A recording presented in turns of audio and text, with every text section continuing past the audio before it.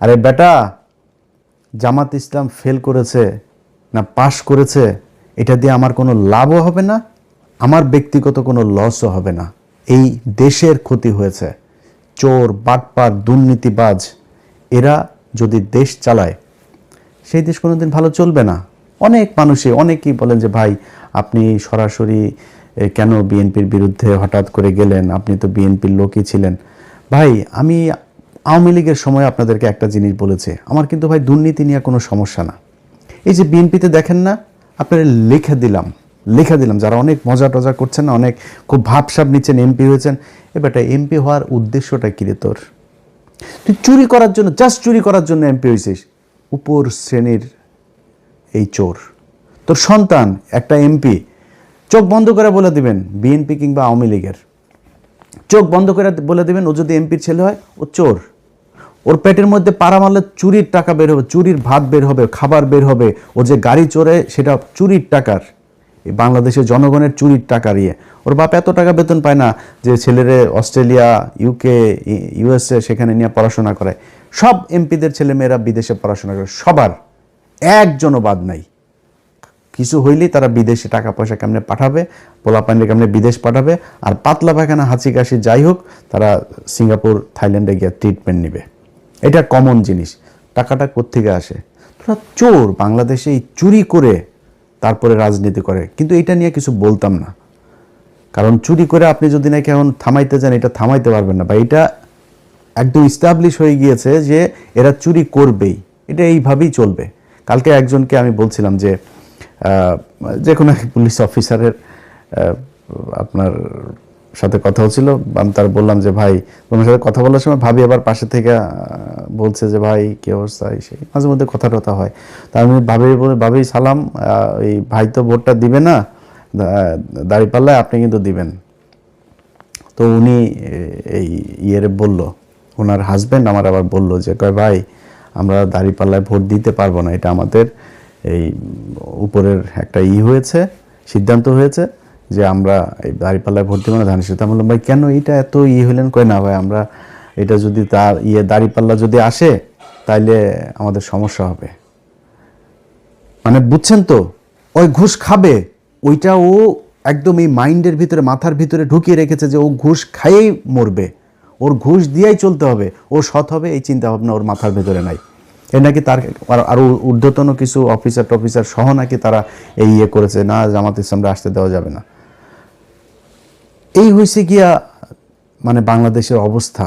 এই জায়গা থেকে আপনি রাতারাতি চলে আসবেন, এটা সম্ভব না। এরা করে, আরে বাবারে বিএনপি এসেছে, বিএনপি তোর সমস্যা কি? তোর লাভটা কি? ধান্দাবাজি করবি, এখানে বসে বিরিয়ানির দোকান থেকে টাকা খাইতি, এখন ওইখানে যায় বাংলাদেশে যায় 5 স্টার হোটেল, ওই যারা টেম্পু থেকে টাকা টুকা উঠাবে ওদের কাছ থেকে তোরা চান্দা নিয়ে খাবি। এটাই তো, একটা টেলিভিশনে যায় না বসবি, এরপরে ওইখান থেকে বসে বসে তারপরে ধান্দাবাজি করবি বিভিন্ন জায়গায়। তোর এই যে এমপির কাছে যে এলাকার পোলাপান যে যায় টাকা পয়সাগুলি দেয়, এটা কিসের টাকা? যে ভিক্ষা করে ওর টাকাও তোদের পেটে যায়। এই যে এমপিদের পোলাপান যারা আছিস, তোদের পেটের মধ্যে ভিক্ষা করে ফুটপাতে বসা ল্যাংড়া খোড়া যেসব মানুষ যাদেরকে আল্লাহ কোনো না কোনো কারণে প্রতিবন্ধী বানিয়েছেন, এরা হালাল ইনকাম করে।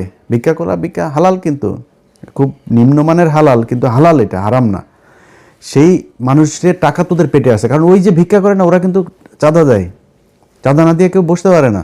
এই চাঁদার এই টাকাও তোদের পেটে। সো এমপিদের, তোরা এই এমপি হয়েছিস, এই আবার ভোট চুরি করে এত খুশি হয়ে তারপরে এত ভাল লাগে কথা বলতে।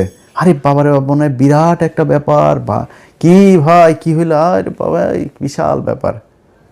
কি করবি? চুরি করবি? কোনো ভালো উদ্দেশ্য আছে?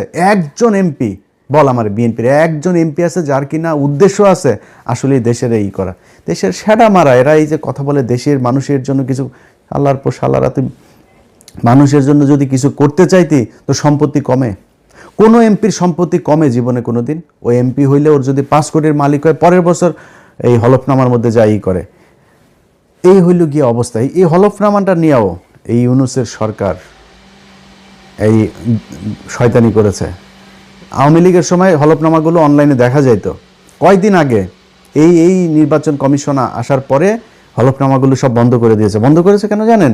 2018 সালে এইবারের অনেক বিএনপির প্রার্থীদের হলফনামা ওইখানে ছিল, ওই সম্পত্তির হিসাব এই 1.5 বছরে তো মিলবে না। এই 1.5 বছরে তো এক একজন আঙুল ফুলে কলা গাছ হয়েছে, এগুলো তো মিলবে না। তো না মিললে কি হবে?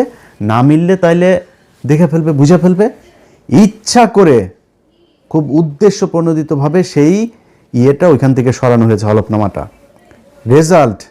রেজাল্টটার আমি যখন কিনা 12টা পর্যন্ত আপনাদের করলাম, ঘুমাইলাম, তখন পর্যন্ত আপনাদেরকে আমি সব শেষ লাইভে বলেছিলাম যে প্রথমে চারিদিক থেকে দাঁড়িপাল্লা রেজাল্ট আসা শুরু করেছে। আমার 2 জন ফোন করেছে মানে মজা করার জন্য, ভাই টিকিট করেন, দেশে আসতে হবে, এই সেই। আমি বললাম ভাই দেখেন এখনও বহুত খেলা বাকি আছে এখানে, এত ইজি না জিনিসটা, এখনও ন্যাশনাল ইন্টারন্যাশনাল ডিপ স্টেট, তারপরে হইল গিয়া উত্তর পাড়াটারা যা আছে সব মিলে, তারপরে বহুত হিসাব আছে। তখন নির্বাচন কমিশনের যে অ্যাপসটা আছে সেখানে দেখাইলো সব শেষ, ওরা দেখিয়েছে দাঁড়িপাল্লা 17 আর ধানের শীষ 12। প্রথমে কিন্তু 5টা না 6টা সব দাঁড়িপাল্লা, এরপরে সব শেষ এসে দাঁড়াইলো হইলো আপনার দাঁড়িপাল্লা হইলো এই 17 আর ওরা 12। হঠাৎ করে অ্যাপসটা বন্ধ হয়ে গেল, ওইখানে আর কোনো কিছু দেখায় না, কিচ্ছু দেখা যায় না। আমি আপনাদেরকে এখনও দেখাই, সেখানে আপনারা যদি যান, আপনারা নিশ্চয়ই অনেকেই এখানে এই অ্যাপসটার ব্যাপারে আপনাদের জানা আছে। এই যে দেখেন রেজাল্ট শেষ হয়ে গিয়েছে, প্রধানমন্ত্রী বসে যাবে কিছুক্ষণের মধ্যে। সেই দেশে এখন পর্যন্ত নির্বাচন কমিশনের এই চোরের বাচ্চাদের সাথে আমার সমস্যাটা কেন হয়েছে সেটা এই দেশের মানুষ হারে হারে টের পাবে। এই চোরের বাচ্চারা আসার পর থেকে, শুরু থেকে এরা জাউরামি শুরু করেছে। ইন্টারন্যাশনাল জাউরা একটা নিয়ে বসাইছে ওইখানে, ন্যাশনাল জাউরাদের পাশাপাশি ইন্টারন্যাশনাল জাউরাও সেখানে বসেছে। সেই জাউরারা বসে তারপরে কি করলো, যারা ওদেরকে বসাইলো ওদের নাম দিল মব নাম দিয়া তারপরে করলো কি, ওদের দায় মুক্তি দিল। শুয়োরের বাচ্চা, দায় মুক্তি, শেখ হাসিনারে খেদাইছে, এটার দায় মুক্তি। এটা কি অপরাধ করছে যে ওর দায় মুক্তি দিব? হিটলারের দেশে দায় মুক্তি দেওয়া হয়েছিল, মুসলিনের দেশে দায় মুক্তি দেওয়া হয়েছিল, কয়েকদিন আগে সিরিয়াতে হয়েছে, দায় মুক্তি দেওয়া হয়েছে। জীবনে কোনোদিন কোনো বিপ্লবে দায় মুক্তি দেওয়া হয়? দায় মুক্তি দিলে কি হয় এটা বাংলাদেশেই উদাহরণ আছে। জিয়াউর রহমান ইনডেমনিটি দিয়ে গিয়েছিলেন, এই আপনার ইনডেমনিটিটা যদিও মুস্তাকের সময় দেওয়া হয়েছিল, সে এক্সটেন্ড করেছিল, সে ওইটারে উজ্জ্ব করে নাই, কিন্তু ইনডেমনিটি দেওয়া হয়েছিল যে 15ই আগস্টে এটা নিয়ে কোনো বিচার করা যাবে নাই, সেই বিচার হয় নাই।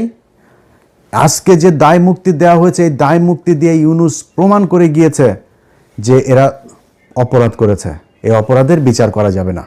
আমি অপরাধ করি না, আপনি দায় মুক্তি দিবেন কেন? যেদিন দায় মুক্তির কথা বলা হয়েছে, দায় মুক্তি অধ্যাদেশ যেদিন জারি করা হয়েছে, সেদিন এই যে যারা আছে আজকে বিপ্লবী, যারা জুলাই আন্দোলনের নেতৃত্ব দিয়েছিল, এদের ফাঁসির দড়ি রেডি করে গিয়েছে সেদিন থেকে। এরা এসে এখন সুশীল সাজে। একদম শুরুতেই মাহমুদুর রহমান যখন দেশে গেল, মাহমুদুর রহমান দেশে যাবে, তারা মাহমুদুর রহমানের 3-4 দিন জেলে থাকতে হইল। ওনারা আইন মেনে, তারপরে তুই কোন আইন দিয়ে রে উপদেষ্টা হয়েছিলি আমারে বলতো, কোন আইন তোরে শেখ হাসিনারে দেশ থেকে বার করাইলি? শেখ হাসিনার সংবিধানে কোনো অসাংবিধানিক, কোনো অনির্বাচিত সরকারের কোনো অস্তিত্ব আছে? সেই সংবিধানের উপরে বসে তোরা চুপ করে রেখে দিছিস, তোরা আসিস এদের বিরুদ্ধে দায় মুক্তি অধ্যাদেশ দেশ। এই দায় মুক্তি দিয়া আমি আজকে আমার মানে আল্লাহ কতদিন বাঁচিয়ে রাখবে সেটা জানি না, সারা জীবন তো বেঁচে থাকবো না। আমার মৃত্যুর আগে হোক আর পরে হোক, আপনাদের একটা জিনিস বলে গেলাম, এই দায় মুক্তি দিয়া যারা এই হাসনাত, সার্জিস, নাহিদ, আসিফ, মাহফুজ, যারা আছে না, এদের ফাঁসি একদিন এই দেশে হবে, হইতে পারে যদি এই দেশে আবার আওয়ামী লীগ ব্যাক করে। আর আওয়ামী লীগ যে ব্যাক করবে সেটা মোটামুটি গ্যারান্টি হয়ে গিয়েছে। আওয়ামী লীগ আপনি রাজনীতি এই দেশে করতে দিবেন, রাজনীতি করতে দেওয়ার পরে মনে করেন 10-15 বছর পরে আওয়ামী লীগ আসলো, আপনাদের এই বিচার করবে না? বিচার তো করার জন্য আপনি সুযোগ দিয়েছেন, আপনি বলেছেন আপনি অপরাধ করেছেন, সেটার দায় মুক্তি দেওয়া হয়েছে, দায় মুক্তি অধ্যাদেশটা বাতিল করে দিল। কি করবেন? 15ই আগস্টের ঘটনায় সব কয়টার ফাঁসি দেওয়া হয়েছে না? এই একই দায় মুক্তির অধ্যাদেশ করা হয়েছিল তো, তাই না? এই ইনডেমনিটি দিয়েই তাদের বাঁচিয়ে রাখা হয়েছিল, দেশ থেকে বের করে দেওয়া হয়েছিল। তারপরে জিয়াউর রহমান যদি সেদিন এই বিপ্লবীদেরকে দেশে রেখে তারপরে যদি সরকার পরিচালনা করত, সেই বিপ্লবী সরকার দিয়ে যদি পরিচালনা করতো তাহলে জিয়াউর রহমানেরও মরতে হইতো না। জিয়াউর রহমান এই একই পাকনামি করে তারপরে তাদেরকে মেজর ডালিম যিনি এখন বাইরে আছেন, যদি আধা ঘন্টা তার সাথে কথা বলেন তাহলে 29.5 মিনিট জিয়াউর রহমানের গালাগালি করে উনি। বিশাল ক্ষোভ তার, প্রচণ্ড ক্ষোভ, অনেক ঘৃণা আমার দেশের প্রতি। কারণ এই দেশ তারা বাঁচিয়ে গিয়েছেন, এই বীর যোদ্ধাদেরকে আমাদের দেশের মানুষ সম্মান করতে পারে নাই, এই জন্য আজকে দেশের এই অবস্থা। আপনারা এখন দাঁত কেলায়া তারপরে হাসেন, আরে বাবারে বাবারে বাবা, কত নির্লজ্জ হইলে একটা মানুষ। আরে বেটা, মানুষ জানে না আমরা কারা, আমরা কি কথা বলি আমরা জানি না। তো একজন আমার একটু আগে বলতেছে যে ভাই আপনি বিএনপির বিরুদ্ধে একদম এইভাবে অলওয়ে কেন গেলেন? এবার বিএনপির বিরুদ্ধে যাই নাই, বিএনপি যে চাঁদাবাজি করে, চাঁদাবাজি করেই খাবে এটা আমরা জানি। আমি আওয়ামী লীগ আমলে বলেছি এই কথা, যে বিএনপি যদি 15 বছর সুযোগ পায় তাহলে আওয়ামী লীগের চেয়েও ভয়ঙ্কর অবস্থা ধারণ করবে দুর্নীতির দিকটা। খালি জিয়া পরিবারের প্রতি সম্মানটা কেন? জিয়া পরিবারের প্রতি সম্মান একটাই কারণ, সেটা হচ্ছে যে ভারতের বেলায় তারা এই ভারত তার বাবাকে মেরেছে, ভারত তার মাকে মেরেছে, হইতে পারে ভারতের হাতে তারও মৃত্যু হবে। সো এই ভারত তার পরিবারের শত্রু। পারিবারিকভাবে তারা ভারতের বিরুদ্ধে সবসময় অবস্থান নিয়েছে, তাদের ভিতরে একটা দেশপ্রেম আছে, যেই কারণে আমরা এদের প্রতি একটা আমাদের সফট কর্নার আছে, তাদের প্রতি একটা সম্মান আছে। কিন্তু এখন দুর্নীতির কথার কারণে তো আমরা তার কাছ থেকে এই বিএনপির বিরুদ্ধে এইভাবে দাঁড়াইনি। কেন দাঁড়িয়েছি? তিনি হঠাৎ করে এসে এখন বলছেন শেখ হাসিনার পরিবারের লোকজন চাইলে রাজনীতিতে ফিরবে। তারপরে হইলে আওয়ামী লীগ নাকি ওনাদের ভাই ভাই, নির্বাচিত হইলে সব মামলা তুলে নেবেন। আওয়ামী লীগের লোকজনের প্রতি কোনো ক্ষোভ নাই, তাদের কোনো কিছুই হবে না। তো সেটা যদি হয়, এখন হয়েছে, এখন সেটা হয়তো হবে। তো তাইলে তো এটা আমাদের সমস্যা। আমরা তো আওয়ামী লীগ আর ইন্ডিয়ার জন্যই তো আমরা এত কিছু করেছি। আমি যে আমার নিজের পরিবারের এই যে এতটা বছর নষ্ট করলাম, কেন? আওয়ামী লীগ আর ভারতের কারণে। আপনি সেই আওয়ামী লীগ তো মানে এটা সেপারেট কিছু না, Awami League itself India. So আপনি আওয়ামী লীগকে আনবেন আর ইন্ডিয়া আসবে না, বিষয়টা তো এরকম না। যেই কারণে আপনাদের পক্ষে থাকার কোনো সুযোগ ছিল না, এবং আজকে নাই, এখান থেকে ফিরে না আসলে সামনেও থাকবো না। আপনার মনে করার কোনো কারণ নাই যে ওই বিরানি আলমদের মতন 5 বছর আগে বলবো যে তারেক রহমান লন্ডনে কে যেন ওইটা ওই যে ভাবসাব নিয়ে কথা বলছে না ওরা, এখন তারেক রহমানের পা চাটে। এটা ইলিয়াসরে দেওয়া হবে না, এটা আপনারে দেওয়া হবে। এই ইলিয়াসের পেটের মধ্যে হারাম ঢোকানো বহুত কঠিন জিনিস। সো ওইটা আপনাদের দেওয়া হবে। আপনারা হাসি খুশি তারপরে এখন খুব মজায় থাকবেন, এটা আপনারা জন্ম নিয়েছেন অসৎ পয়সা, হারাম টাকা, মানুষের কুকুরের মতো লাথি উষ্টা খায় তারপরে তার পায়ে চাপা ধরে বসে থাকার জন্য। আমাদের এই জন্য জন্ম হয় না। আল্লাহ যেন ওই রাস্তায় জীবনে কোনোদিন না নেয়। জীবনের সবচাইতে খুব খারাপ পরিস্থিতির ভেতরে দাঁড়ায়ও নিজের আদর্শ যেটা, ওইটা ধরে রাখবো। এইটা সারা জীবন করব, আজকে করছি, পরেও করব। জামাত ইসলাম আজকে হেরে গিয়েছে না, হারানো হয়েছে তাদেরকে। এই জামাত ইসলামের খুব খারাপ ভয়ঙ্কর পরিস্থিতিতেও ছিলাম, সামনেও থাকবো, যতক্ষণ পর্যন্ত দেখবো যে না এই লোকগুলি সৎ। আমার যদি আপনি এখন ইন্ডিয়ার বিষয়টা না আনতেন, আমি বিএনপির সাথে জামাতের বিষয়টা এইভাবে করতাম না। কিন্তু যেহেতু আমি নিজের চোখে দেখছি এই দেশের এই ভারতের হাতে, আমার শত্রু ভাই পৃথিবীতে আমার কোনো শত্রু নাই, আমার শত্রু একটাই, সেটা হচ্ছে ভারত। এই ভারতের বিরুদ্ধে ভারত যাদেরকে অপছন্দ করে, আমি তাদের দলে। সো তারা স্পষ্ট অবস্থান নিয়েছে, তারা সরাসরি বলেছে যে খালেদা পুত্র ভারতের সাথে সমঝোতা করে দেশে ঢুকেছে। তাদের পত্রিকা নিউজ করেছে। এই কয়েকদিন আগে তাদের এক মিলিটারি অফিসার, খুব ঊর্ধ্বতন অফিসার, রিটায়ার্ড, সে বলেছে যে যেদিন বলেছে যে দিল্লি না ঢাকা, ঢাকা ঢাকা, দিল্লি না পিন্ডি, ঢাকা ঢাকা ঢাকা, এই ঢাকা না পিন্ডি, ঢাকা ঢাকা, এটা যেদিন বলেছে সেই দিনই বিএনপি শেষ হয়ে গিয়েছে, সেদিনই বিএনপি ভারতের পক্ষে চলে এসেছে। রিটায়ার্ড অফিসার বলেছে এই কথা। তো এর মানে হলো কি, যে আপনার ভারতের সাথে তাহলে নিশ্চয়ই কিছু একটা হয়েছে, আমরা তো সেটা এখনো জানি না, সেই ঘটনা কি হলো, আসলে কি। তো এই জিনিসগুলি আমরা দেখলাম সেই শুরু থেকে এখন পর্যন্ত। তো দেখে একটা নির্বাচন হইল, এবং সেই নির্বাচনের মধ্যে যদি নাকি মিনিমাম আপনাদের লজ্জাবোধ থাকতো বা সততা বোধ থাকতো, তাহলে নির্বাচন শুরু হওয়ার আগের থেকে 2 মাস ধরে যখন এই যে মানুষগুলোকে আপনার করা হচ্ছে, হুমকি দেওয়া হচ্ছে, ঘর থেকে বের হইতে পারবে না, ঘর থেকে বের হইলেই কিন্তু পা ভেঙে দেওয়া হবে, ভোট কেন্দ্রে ধানের শীষের লোক ছাড়া কাউকে যেতে দেওয়া হবে না, এই এই এই হুমকিগুলো দিয়েছে না? এই হুমকি দেওয়ার পরে বিএনপি থেকে কোনো ব্যবস্থা নেওয়া হয়েছে? তারেক রহমান দেশে যাওয়ার পরেও কোনো ব্যবস্থা নেওয়া হয়েছে? কিছুই করা হয় নাই। তাহলে ঘটনাটা কি দাঁড়াইলো? ঘটনা দাঁড়াইল আপনারা এরকম একটা নির্বাচন করেই ক্ষমতায় আসতে চেয়েছেন। সো এত ভাব মারার কিছু নাই তো। চুরি করে এসেছেন ক্ষমতায়, চুরি করে ক্ষমতায় দেখেন থাকেন। আল্লাহ যা করে ভালোর জন্য করে। যদি নাকি মনে করেন যে এই সামনের দেশ চালানোটা এত সহজ হবে, এত সুন্দর এক দেশ আপনাদের জন্য রেখে গেল এই বালের সরকার একটা, এটা মনে করার কোনো কারণ নেই। প্রতিটা পদে পদে টের পাবেন। আপনার যেই ভালোবাসার সাংবাদিকরা আপনাদের এখন আছে, সেই সাংবাদিকরাই বুঝাই দিবে, এরাই বুঝাই দিবে আপনাদেরকে কি জিনিস তারা।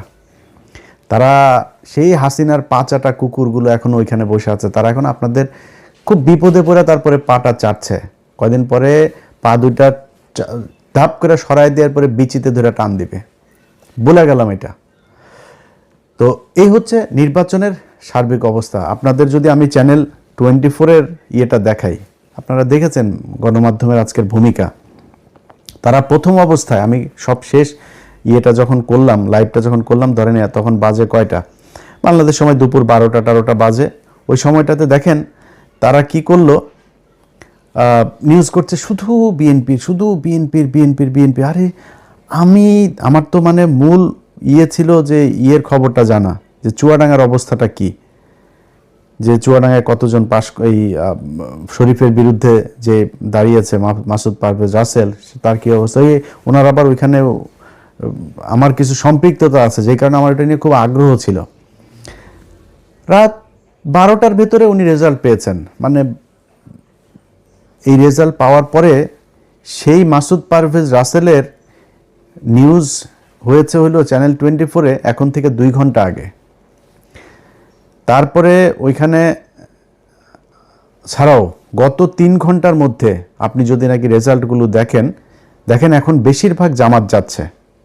দেখেন রাজশাহী 4 আসনে আব্দুল বারী সরকার, তিনি 1,15,000 পেয়ে বিজয়ী হয়েছেন।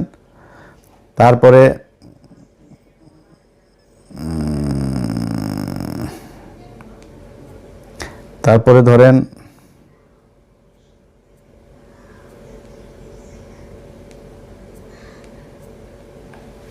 আচ্ছা, অ্যাডভোকেট রুহুল আমিন চুয়াডাঙ্গা 2 আসন থেকে বিজয়ী হয়েছেন। তারপরে হইল গিয়া রাজশাহী 1 আসনে বিজয়ী হয়েছেন মোহাম্মদ মুজিবুর রহমান, 1,71,000 ভোট পেয়েছেন। মোহাম্মদ আফজাল হোসেন কুষ্টিয়া 4 আসনে পেয়েছেন, 2 ঘন্টা আগের নিউজ। কুষ্টিয়া 3 আসনের বিজয়ী হয়েছেন মুফতি আমির হামজা। তারপরে ঢাকাতে দেখেন, ঢাকাতে এই খবর তারা বহু আগে পাইতো। ঢাকার রেজাল্ট বেরোতে কেন এত সময় লাগবে? আতাউর রহমান বাচ্চু নড়াইল 2 আসনে পেয়েছেন দাঁড়িপাল্লা। তারপরে আপনার নামগুলো মনে রাখেন। তারপরে দাঁড়িপাল্লার অধ্যক্ষ আব্দুল হালিম বাগেরহাট 4 আসনে পেয়েছেন। তারপরে বাগেরহাট 2 আসনে বিজয়ী হয়েছেন শেখ মঞ্জুরুল হক রাহাত ভাই। ঢাকা 5 আসনে দাঁড়িপাল্লা বিজয়ী হয়েছেন। দেখেন ঢাকা 5 আসনে কেন এখন রেজাল্ট আসতে হবে? 3 ঘন্টা আগে রেজাল্ট দিয়েছে সিরাজগঞ্জ 4 আসনে রফিকুল ইসলাম ভাই। তারপরে হইল গিয়া ওই যে হাবিবুর রহমান নামে বাটপার আছে যে একটা, এই বাটপার ফেল করেছে আবু তালেব মন্ডল ভাইয়ের কাছে পাবনা 4 আসনে। তো এনারা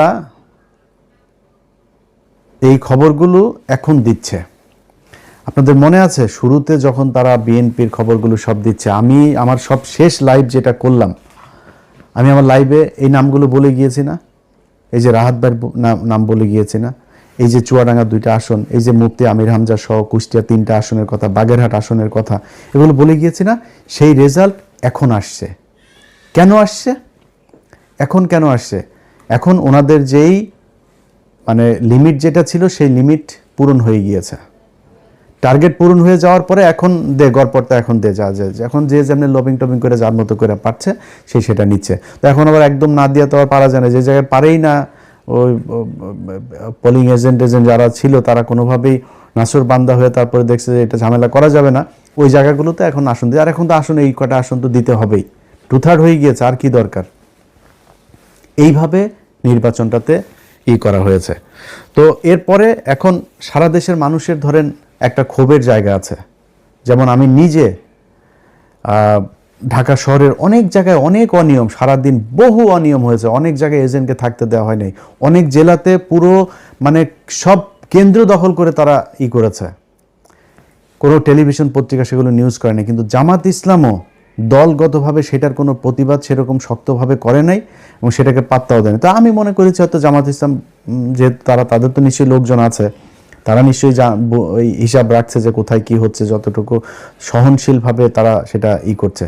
কিন্তু না, পরে দেখা গেল সেই ইয়েগুলোতে, যেমন আপনার ভোলাতে যে অধ্যক্ষ আপনার নজরুল ইসলাম, দেখেন তাকে মানে একদম জোর করে হারানো হয়েছে, তারপর অনেক ভোট পেয়েছে, খুব কাছাকাছি ব্যবধানে। আপনার এই যে ভোলার আরেক আসনে ওই যে হাফিজ গিয়াসউদ্দিন আল মামুন, হাওয়া ভবন মামুনের যেই ভাই হাফিজ ইব্রাহিম, কাছাকাছি ব্যবধানে সে জয়ী হয়েছে। কত মানুষ ভোট দিয়েছে ওইখানে, ত্রাসের রাজত্ব, মানুষকে ঘর থেকে বেরোতে দেয়নি। সকালবেলা গিয়ে আগের দিন রাতে গিয়ে বলে এসেছে যে পাড়ায় যে মানুষগুলি দাঁড়িপাল্লায় ভোট দিবে তারা ভোট দিবে না এরকম জানে, সবার বাড়িতে গিয়ে হুমকি দিয়ে আসা হয়েছে। আমার যে ফেসবুকে আপনারা এই ভিডিও দেখছেন, এই ফেসবুক পেজের মধ্যেই দেখবেন কত শত ভিডিও আমি আপলোড দিয়েছি। এগুলো কি কোনো অনিয়ম না? কিন্তু জামাত ইসলাম আমি জানি না ওনারা এটার কোনো প্রতিবাদ করে নাই। এখন এই মুহূর্তে আমি আপনাদেরকে পাবলিক পারসেপশন শোনাই, মানুষ যারা আপনাদেরকে ভোট দিয়েছে, ভাই আপনারা এখন মাফ করে দিচ্ছেন, আপনারা এখন এটার নিয়ে কিছুই বলবেন না, কিছুই আপনাদের কোনো ক্ষোভ নাই, যা পেয়েছেন আলহামদুলিল্লাহ, এটা যদি বলেন। হ্যাঁ, আমি জামাতের যে বক্তব্য, সেই বক্তব্য হয়েছে যে ওনারা বলছেন যে ইলিয়াস আমরা কোনো ঝামেলায় যেতে চাচ্ছি না, আমরা যদি ঝামেলায় যাই তাহলে তৃতীয় পক্ষ এটার সুবিধা নিবে। ভাই তৃতীয় পক্ষের সুবিধা নিবে, কোনো সমস্যা নাই, তাহলে আপনি সব মেনে নেবেন নাকি? আপনাকে তো প্রতিবাদটা করতে হবে, আপনাকে তো জানাইতে হবে যে আমরা ভোটটা এই কারণে আমরা মেনে নিচ্ছি, কিন্তু মেনে নিলেও আপনারা এই অন্যায়গুলো করেছেন, এটা ভবিষ্যতে আমরা মানব না, কিংবা এটার কি চাই, একটু কথা তো বলতে হবে জামাতটাই। কিন্তু জামাত সেটা বলে না, এটা জামাতের ব্যাপার, জামাত কি করবে। কিন্তু আমি শুরুর থেকে একটু বলি যে জামাতের সাথে যখন এই জোটটা হয়, এই জোটের সময় নানান দেন দরবার একবার আসে যায় আসে, এনসিপিও বিএনপির সাথে জোট বেঁধে ফেলে, এরকম অবস্থা আর কি, হুমকি দেয়, বুঝছেন। তো এরা 30টা আসন নিল। ভাই 30টা আসন কি মনে করে নিলেন আমার বলেন তো একটু? মামুনুল হক 20 আসন, তার 50 আসন দিতে হবে।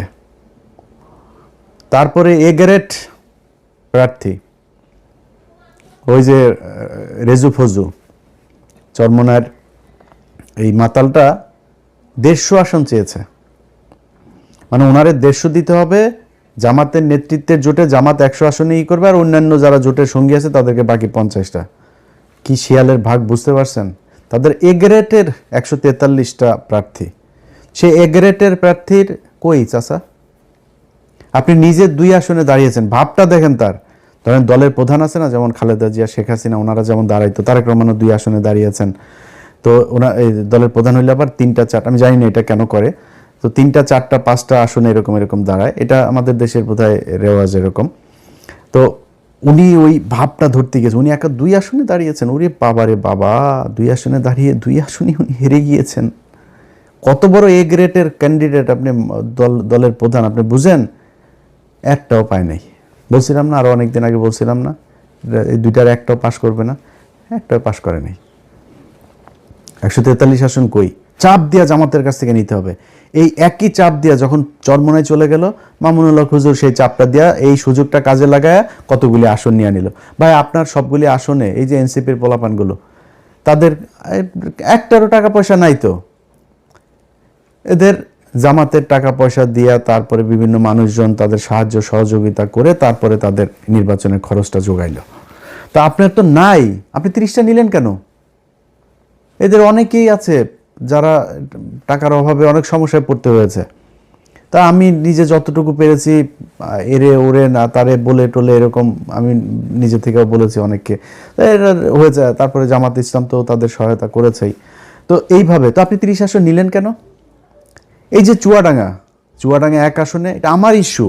আমি এই শরীফকে নিয়ে 15 মিনিটস করেছিলাম। বিশাল চাঁদাবাজ, ধর্ষক, একটা মেয়েকে ধর্ষণ করে তারে ভুয়া বিয়ে করে তারপরে শারীরিক সম্পর্ক করে মেয়েটারে তারপর ছেড়ে দিছে। সেই মেয়েটা যখন তারে চাপ দিছে তারে মাদকের আসামি বানায় জেলখানা, এখনো জেলে আছে সেই মহিলা। সেই মহিলা একজন বিএনপির কর্মী, তার ভাই বিএনপি আওয়ামী লীগের সময় অনেকবার জেল খেটেছে, অনেক নির্যাতন সহ্য করেছে, অনেক মামলা আছে তার নামে।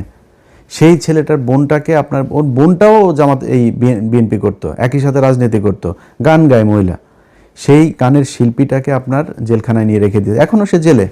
এগুলোর কারণে আমি বিএনপিকে, আমি তারেক রহমানকে বলেছি বিএনপির সর্বোচ্চ নীতি নির্ধারণীর কাছে আমি এই চুয়াডাঙ্গা 1 আসনের এই প্রার্থীর, আমি কোনো নির্দিষ্ট কোনো প্রার্থীর কথা বলি না, বলছি এরে সরান। এটা নিয়ে বিএনপির সাথে এবার আমার প্রথম ঝামেলার শুরু।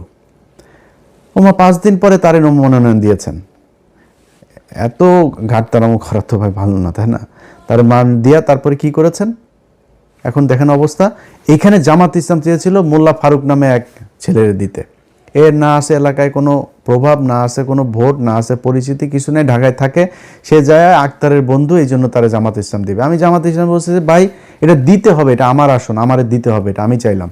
আমি চাই নিয়ে তারপরে এই অ্যাডভোকেট মাসুদ পারভেজ রাসেলকে এটা করেছি যে আপনি নির্বাচন করবেন। বিশাল ব্যবধানে জিতেছে সেখানে চুয়াডাঙ্গা 2টা আসনই জামাত পেয়েছে, সেখানে নিয়ে দেওয়া হলো। ওখানে যদি ওই ছেলের দেওয়া হইতো 100% সে হারতো। আমি আলেম সাহেব নাম বলে আর চাকরি হারাইতে চাই না। আলেম সাহেব আপনার জোটের সঙ্গী বিএনপির প্রার্থীর কাছ থেকে মাত্র 1 কোটি টাকা নিয়েছে। 1 কোটি টাকা নিয়ে সিট বেচে দিয়েছেন তিনি। ঠিক আছে ভাই আপনি করেন, আমি আমার মতো চুপচাপ থাকবো। এই হইল অবস্থা। তো আপনারা এই যে এতগুলো আসন নিয়ে তারপরে জামাত ইসলামের এটারে নষ্ট করলেন, এটা করা তো ভাই ঠিক হয় নাই। এটা করাতে আপনারও ক্ষতি হয়েছে, তাদেরও ক্ষতি হয়েছে। এই যে আজকে মামুনুল হক তিনি আপনার করছে, এই কান্নাকাটি করছেন, এখন তারা জোর করে করছেন। ভাই আপনার তো লোক নাই। আমি ঢাকা শহরের মতো জায়গায় অনেক জায়গায় শুনেছি যে মানে বেশিরভাগ সব জায়গাতেই 3জন 4জন করে তাদের লোক, এখানে এদের 1জন লোক, কোথাও লোকই নেই। তাদের বাইরে বুথ করা হয়েছে 3টা 4টা বুথ, তাদের বুথের ভেতরে পানি টানি খাবার টাবার বিরিয়ানি টিরানির অভাব নাই, আর শিবিরের ছোট একটা বুথ। এইভাবে নির্বাচন করেছে। আপনার তো লোক নাই, আপনি যে দাঁড়াইলেন আপনার কিছু টাকা পয়সা লাগবে না, আপনার লোকজন লাগবে না যারা কিনা সবগুলো কেন্দ্রে পাহারা দিবে, এটা পারেন নাই, যে কারণে সমস্যা হয়। সব জায়গায় ছড়ায়া ছিটায় না করে 2টা আসন নিতেন, 5টা আসন নিতেন, নিয়ে আপনার লোকগুলির সব এই 5 আসনে কাজে লাগাইতেন, তাহলে রেজাল্ট পাইতেন। আপনি তো করেন নাই সেটা। আপনাকে মানুষ ভোট দিয়েছে, ভোট আপনারে দেয় নাই, ভোট এই ধানের শীষের বিরুদ্ধে মানুষ ভোট দিয়েছে। এবার নৌকারে যেভাবে ঘৃণা করেছে, এবার ধানের শীষে 1.5 বছরে মানুষ ওই ঘৃণা করেছে, করে আপনাদেরকে ভোট দিয়েছে। এই দেশের মানুষের দোষ দেওয়া লাভ নাই। আপনাদের ভোট দিয়েছে, আপনারা সেই ভোট গণনা করে সেই রেজাল্টটা আপনারা ঘরে আনতে পারেন, এটা আপনাদের ব্যর্থতা। তারপরেও মন্দের ভালো হইল, এই দেশের মানুষ ভালো আর মন্দের মাঝখানে যেই দেয়াল সেটা তারা চিনতে শিখেছে। যারা কিনা ভাবসাব মাইরা এখন মনে করেন ইনমিন কইরা তারপরে পারফিউম মেয়েরা সরকারি গাড়ি নিয়ে সংসদে যাবে, ভাই পেটটার মধ্যে আপনার বাচ্চার পেটটার মধ্যে পাড়া দিলে ঘুষের টাকা, চুরির টাকা, পাবলিকের চুরির টাকা আমি আপনার ঘরে, তো ভাব ছুতান কেন? আপনারা চুরি করে তারপরে এমপি হইছেন, চোরের মতো থাকবেন, ভাব মারার কিছু নাই। তো এই চোরেরা যে চোর সেটাও বাংলাদেশের মানুষ দেখেছে, আপনাদেরকে দেখায় রাখলাম। একটু নিজের ছোট মনে হয় না? যারা মনে করে বোধহয়, আমি আমার ইয়েতেও দেখলাম, আমার এই কি বলে ফেসবুকের লাস্ট যে পোস্ট ছিল সেখানে আমি দেখলাম অনেকে কমেন্ট করেছে, কিরে তুই কই হারাই গেলি কেন? এবার আমি কি চুরি করছি? আমি চোর, আমার পেটে ঘুষের টাকা, আমার পাশে পেটের মধ্যে চুরির টাকা। তোর বাচ্চাদের পেটের মধ্যে এখন সরকারি গমের টাকা যাবে, সরকারি চালের টাকা যাবে, বিজিএফ কার্ডের টাকা যাবে, ফ্যামিলি কার্ডের টাকা যাবে তোর সন্তানদের পেটের মধ্যে, তোরা খাবি এগুলি। আমি কেন লজ্জা পাবো রে? আমার লজ্জা পাওয়ার কি আছে? আমার মানুষ ভোট দিয়েছে, তোরা চুরি করেছিস, ভিডিও আছে সব জায়গার।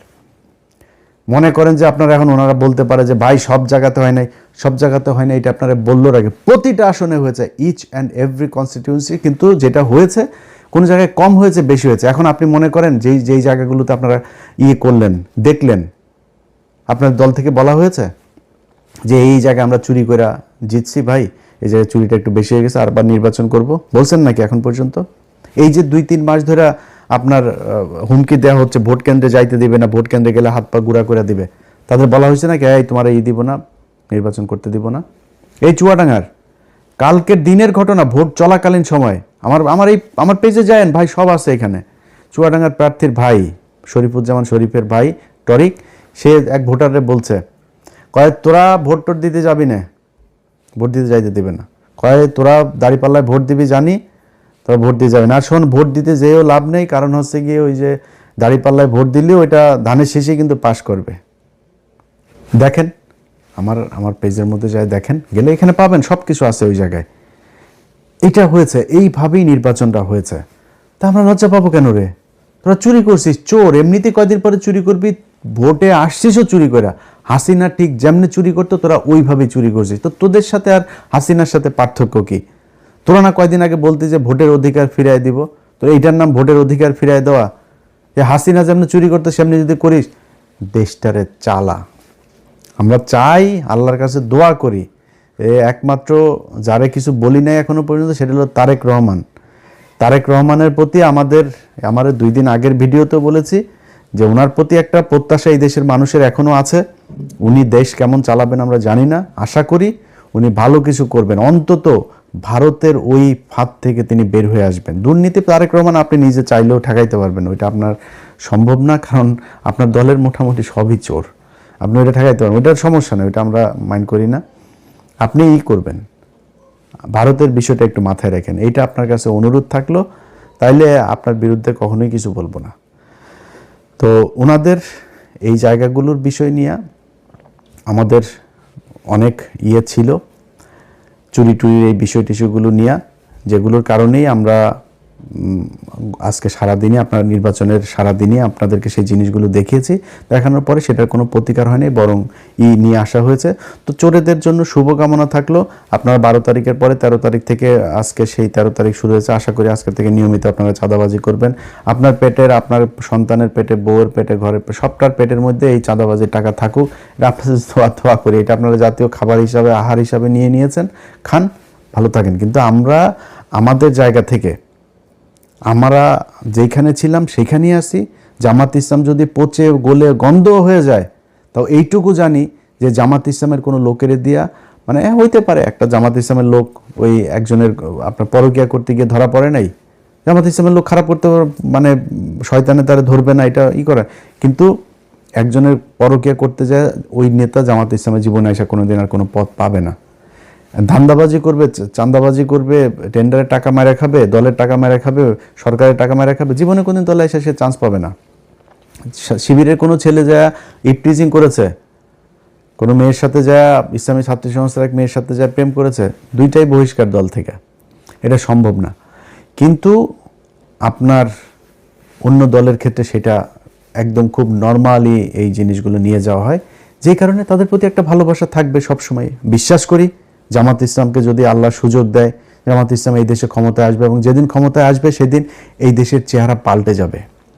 এবং সেইটা বাংলাদেশের মানুষ এইবারই চেয়েছিল, হইতে দেওয়া হয় নাই। সময় আছে, সামনে হবে, না হলেও সমস্যা নাই। যদি 10,000 বছর না হয় সমস্যা নাই তো। আমি কি মানে আমার চোখের সামনে আমি মানে জল জল করে আমার যদি আপনি দাড়িপাল্লার ধানের শীষ দাঁড় করায় দেন, হয়তো এখন যেভাবে বলি এভাবে বলতাম না, আমি জীবনে ভোট দিতাম নাকি ধানের শীষের। আমি মানে দুইটারে যদি আপনি এক জায়গায় আমার বলেন যে দুইটার কারে ভোট দিবা, আমি দিব। কারণ গত 1.5 বছরে তো আমরা দেখলাম আপনাদের প্রতি যে ভালোবাসা ছিল, এই 1.5 বছরে আপনারা এত তাড়াতাড়ি যে অমানুষ হয়ে যাবেন, চাঁদাবাজ হয়ে যাবেন, এটা তো বুঝতে পারি নাই ভাই। কয়েকদিন আগে জেল খেটেছেন, এই নির্বাচনে আজকে এমপি হবেন, এটা চিন্তা করেছেন? অনেকের জেলখানায় ফাঁসি হইতো। এই যে আজকে বাবর ভাই, ওনার ব্যাপারে আমি ওনার লোকজন চাঁদাবাজি করে কিনা আমি জানি না, কিন্তু বাবর ভাই আজকে ওনার ফাঁসি হওয়ার আসামি উনি এখন আজকে এমপি বানিয়েছেন আল্লাহ ওনাকে। আমি জানি না উনি জিতেছেন কিনা, যদি হয়ে থাকেন আমি চাই উনি এমপি হোক, আল্লাহ ওনাকে জেতাক। উনি কই ছিল এইটুকুতেই ভাই সন্তুষ্ট হওয়া দরকার ছিল। আপনি জামাত ইসলামের কি হারানোর কিছু আছে নাকি রে ভাই? জামাত ইসলাম কি যায় দলে যায় চাঁদা খাবে? জামাত ইসলাম ওইখান থেকে যায় ইনকাম করবে? জামাত ইসলাম যেটা করতো জামাত ইসলাম এখন ওইটাই করবে। জামাত ইসলাম হারানোর কিছু আছে? ওরা এই গত 15 বছরে যে নির্যাতন সহ্য করেছে, ওদের আবার কি? ওদের নিষিদ্ধ করে রাখা হয়েছিল, একদম নিষিদ্ধ জঙ্গি গোষ্ঠীর মতো আচরণ করা হইতো ওদের সাথে। সেই দলটা আজকে যেখানে এসেছে, এটা ওদের জন্য বিশাল ব্যাপার, এনাফ ওদের জন্য। ওরা কিছু হারায় নাই, এই দেশের মানুষ হারিয়েছে। আমার আজকে যদি জিজ্ঞেস করেন যে ভাই আপনার কেমন, আপনার কি সমস্যা, আপনার কি হইলো, আপনি কতটুকু ভাই আপনার তো হয়ে গেল, আমার কিছু লস হয়নি ভাই। আমারে আল্লাহর রহমতে আর্থিকভাবে আল্লাহ যথেষ্ট সচ্ছল রেখেছেন, আল্লাহর রহমতে ভালো আছি, আল্লাহ সুস্থ রেখেছেন, হাত পা দিয়ে কাজ করে খাইতে পারি, এটাই এনাফ। কিন্তু সমস্যাটা কি হয়েছে জানেন? যেটা গতকালকের ভিডিওতে বলেছিলাম, নির্বাচনের আগের দিনে যে ভিডিও, যে কিছু কাজ ছিল যেই কাজগুলোর জন্য এই ইউনূস সরকারের সাথে আমার সব সমস্যার শুরু। সেটা হচ্ছে এই যে বিডিআরের লোকগুলোরে তাদেরকে কথা দিয়েছিলাম যে ভাই যদি জামাত ইসলাম আসে আপনাদের জন্য সর্বোচ্চ করব। এই যে আলেমগুলো আছে, এই আলেমগুলোরে বলছিলাম, তারেক রহমান আপনার কাছে একটা অনুরোধ করি, যদি কেউ পারেন, আমি তারেক রহমানের সমালোচনা করলে যারা পাঠান তাদেরকে বলবো যে একটু তারেক রহমান রে ওগুলি না দেখে এটা ওনারে বললেন যে একটু 2 মিনিটের জন্য একটু খোঁজটা নিতে। আমি জাস্ট আপনাদের ক্লু দিয়ে দেই। দেখেন,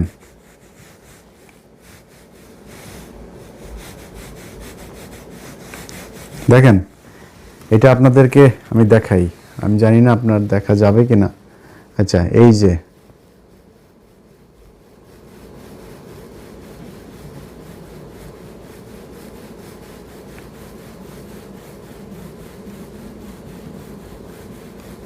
দেখেন কত লম্বা জিনিস। এই জিনিসটা যেটা দেখলেন না, আরো আছে, আরো অনেক আছে, আরো অনেক অনেক অনেক, প্রায় 1,500 মানুষের তালিকা এখানে। এই মানুষগুলো এখনো জেলখানায় আছে। মামুনুল্লাহ খুজুর, আপনি যে আজকে এমপি হওয়ার জন্য যে তোড়জোড়টা করছেন না, আপনি এই জেলখানায় যারা আপনার পা ধুইয়া দিত, নিজের বাসা থেকে খাবার নিলে নিয়ে আপনারে দিয়ে আসতো, আপনার ভোর রাতে উজু করার জন্য যা পানি নিয়ে এসে দিত, সেই মানুষগুলো এখনো জেলখানায় আছে হুজুর। খোঁজ নেন নাই আপনারা। 1.5 বছর আপনি এই আফগানিস্তান ঘুরতে যান, জেলখানার মানুষগুলোরে ছাড়াইতে পারেন নাই। এটার নাম জেহাদও না, এটার নাম ইসলামও না, আপনারা করেন নাই। তো যে 2টা জিনিস বললাম, আমার বাংলাদেশের যত প্রভাবশালী, এটা সেনাপ্রধান হোক আর ইউনূস হোক, আসিফ নজরুল হোক, সবার সাথে আমার গ্যাঞ্জাম বেঁধেছে 2টা জিনিস নিয়ে। সেটা হলো বিডিআরের এই লোকগুলোকে, এটা কেন জানি মায়া লাগে এদের জন্য। এখন কী বলবো বলেন? আরে আলেম এই 2জন আর আরেকটা জায়গা আছে, সেটা হইলো যে ওই যে ফেনীতে 16 জন মানুষ কন্ডেম সেলে পড়ে আছে, তাদেরকে এই বনজ কুমার একদম আপনারা তদন্ত করেন আবার আপনার মতো, আমি আমার মতো তদন্ত করেছি, 15 মিনিটস করেছি, সেখানে দেখিয়েছি সেগুলো কি হয়েছে। যদি পারেন ওই মানুষগুলোরে একটু ছেড়ে দিন। আর আরও কিছু জিনিস আছে, এই যে প্রথম আলোর ঘটনায় কিছু মানুষকে এখানে জেলখানায় নেওয়া হয়েছে, এই মানুষগুলোরে ছেড়ে দিন। এই মানুষগুলোর কেউ এটার সাথে জড়িত না, আমার নামে মামলা দিয়ে রাখেন। এই মানুষগুলোর এখানে তারা ফেসবুকে একটা পোস্ট করেছে, একটা পোস্ট শেয়ার করেছে, সেই কারণে তাদেরকে নিয়ে তারপরে এখন একটা করে তারপরে বিচার করার চেষ্টা করা হচ্ছে। এই খুশিটা প্রথম আলোরে করতে যায় না তারেক রহমান।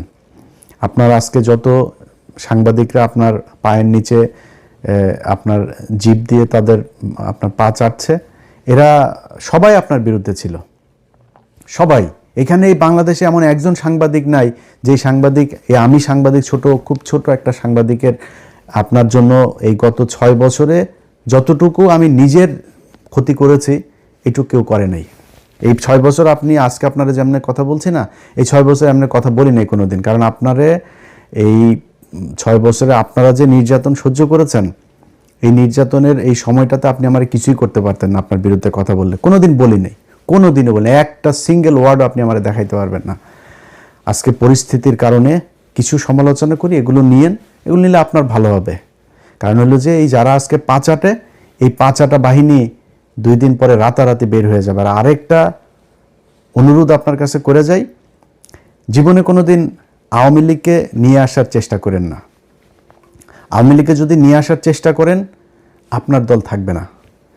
কেন থাকবে না জানেন? জামাত ইসলাম কিন্তু পেছনে যাবে না। জামাত ইসলাম যেখানে এসে এখান থেকে সামনে যাবে। আমি এবার একটা খুব কুবুদ্ধি দিয়েছিলাম জামাতের আমিরকে। আমি তাদের বলেছিলাম যে হুজুর আপনি একটা কাজ করেন, আওয়ামী লীগকে নির্বাচনে আসতে দেন। আওয়ামী লীগের নির্বাচনে আসলে আওয়ামী লীগ জামাতের ভোট কাটতো না, আওয়ামী লীগ আপনাদের ভোট কাটতো। যে হিন্দুদের ভোট পেয়েছেন, হিন্দুদের ভোট তো রিজার্ভ ভোট, এটা আওয়ামী লীগের জন্য, এটা আপনারা পাইতেন না। আওয়ামী লীগের নিজস্ব ভোট অনেক পেয়েছেন আপনারা, সেটা আপনারা পেতেন না। আমি এই বুদ্ধিটা কিন্তু দিয়েছিলাম, কারণ আমি জানি যে আপনারা তো করবেনই। আমি তারা বলেছিলাম যে যারা বিচার যাদের নামে আছে, মামলা টামলা আছে, তাদের বিচার করেন, বাট আওয়ামী লীগকে আসতে দেন। সামনে আওয়ামী লীগকে আনতে দিবেন না। এই দেশে আপনাদের দুই চেতনার, আপনারাও তো নাকি 71-এর চেতনার দল, এখন আগে জানতাম না, এটা নতুন করে জানতে পারছি। তো আপনাদেরকে যারা চেতনার দল আর আওয়ামী লীগ চেতনার দল, এই দুইটার মধ্যে একটা থাকবে, দুইটা থাকতে পারবে না। জামাত অন্য লাইনের, ওই লাইনের লোক যারা, তারা জামাতের পেছনেই থাকবে। যাই হোক, ভিডিওর শেষে বাংলাদেশের মানুষের জন্য একটা বাংলাদেশের মানুষের কাছে আসলে ক্ষমা চেয়ে নিচ্ছি যে আপনাদেরকে বিশাল স্বপ্ন দেখিয়েছিলাম, সেই স্বপ্ন বাস্তবায়ন করতে পারি নাই। কেন পারি নাই সেটাও আপনারা জানেন। আপনারা ভোট দিয়েছেন কি দেন নাই, এটা আপনি নিজেকে জিজ্ঞেস করেন। আমরা একটা নীরব বিপ্লব দেখেছি এই দেশে। মানুষ জোর করে এসে 6টা থেকে এসে আপনার ভোট কেন্দ্রে এসে দাঁড়িয়ে থেকেছে। মানুষ ঝগড়া করেছে ভোট কেন্দ্রের ভেতরে, 8-10 জন বিএনপির ক্যাডারদের সাথে তারা তর্ক করে নিজের ভোট নিজে দিয়ে এসেছে, এগুলো আমরা দেখেছি। সো আপনারা আপনাদের দায়িত্ব পালন করেছেন। আমার আসলে দায়িত্ব তো, আমি তো আর কোনো রাজনৈতিক দল না, আমি মাঠেও নাই। আমার না, বলবো জামাত ইসলাম দায়িত্বটা খুব ভালোভাবে, বোধহয় এই দায়টাও জামাত ইসলাম আমার মনে হয় তারা নেবে, এবং আপনাদের কাছে জামাত ইসলামও নিশ্চয়ই এই ক্ষমাটা চাবে। আর জামাত ইসলামের জন্য শুভকামনা থাকলো। তাদের সততা যতদিন আছে, এই সততা নিয়ে তারা বাংলাদেশের মানুষের পাশে থাকবে, এটাই অনুরোধ থাকবে। আবারও সবাইকে শুভেচ্ছা জানিয়ে, ভালোবাসা জানিয়ে, নতুন একটা বাংলাদেশ, যে বাংলাদেশটা অন্তত হাসিনার মতো হবে না, এমন একটা বাংলাদেশ দেখতে চাই। এই বিএনপি তো আজকে হয়তো নির্বাচনের কারণে বিরোধিতা করেছি, তো এই বিএনপি তো আজ থেকে 1.5 বছর আগেও তো তারা আমার খুব আত্মার লোক ছিল, তাই না? এদের মধ্যে অনেক মানুষ এখনও আমাকে ভালোবাসেন। তো তারা দেশ চালাবে, আশা করি হাসিনার মতো সেই জঙ্গি খেলা, সেই ভারতের সাথে স্বামী স্ত্রীর সম্পর্ক, এগুলো যদি না করে, তাদের সাথে সম্পর্ক খারাপ থাকবে না মনে হয়। নির্বাচন যদি আবারও আসে 5 বছর পরে, নির্বাচনী প্রতিদ্বন্দ্বিতা করতে গেলে আবারও জামাত ইসলাম যদি নির্বাচন করে, আবারও জামাত ইসলামের পক্ষেই থাকবো। আগে বলে রাখি, এটা আর মনে করেন আমি আবার বিরিয়ানির দোকানের ওই মাল না, কিন্তু আমি ওই মাল টাকা দিয়ে 2 দিন পর পা চাটাইতে পারবেন, আমি ওই জিনিস না। আবার নির্বাচন সামনে আসলে আবার ওই জামাত ইসলামের পক্ষেই থাকবো। যদি এই 5 বছর দেখে আপনারা ভারতের ব্যাপারে সুন্দর পদক্ষেপ নিয়েছেন, করেছেন, তাহলে যে কোনো দিন আবার আপনাদের প্রশংসা করে কথা বলবো, আমার কোনো সমস্যা নেই। আমি কারোর কাছে দায়বদ্ধ না ভাই, জামাতের থেকে বের হয়ে আপনার বিএনপির পক্ষে কথা বলবো, আর জামাত আমার টাকা পয়সা দিয়ে তারপরে আমাকে এই করেছে, তাদের দলে নিয়েছে, তারপরে তার টাকা পয়সা দেওয়ার ওই ফুটেজ বার করে দিবে, ভাই ওগুলি তো করি নাই কারোর সাথে, আপনার সাথেও করিনি, তাদের সাথেও করিনি, কারোর সাথেই করিনি। সো আমি কারোর কাছে দায়বদ্ধ না। আমার একটাই পরিচয়, একটাই, আমি এন্টি ইন্ডিয়ান। ওই জায়গাতে আপনি যখন বলবেন আওয়ামী লীগরে আনবেন, ইন্ডিয়ার সাথে ভালো সম্পর্ক হবে, তারপরে আপনার ইন্ডিয়ান পত্রিকাতে আপনার কি বলে করবে, প্রশংসা করবে, তখন আমি বুঝবো সামথিং রং, তখনই আপনার বিরুদ্ধে আমি কথা বলবো। আদারওয়াইজ সব কিছু ঠিক আছে, চালাই যান। চুরি করে ক্ষমতায় এসেছেন, দেখেন দেশটা মোটামুটি চালান। অবস্থাও ভালো না, অর্থনৈতিক অবস্থাটা খুব একটা বোধহয় ভালো না, ঠিকঠাক মতো চালায়েন, এটাই চাই। 5 বছর পূর্ণ হন, ইনশাল্লাহ কথা হবে আবারও।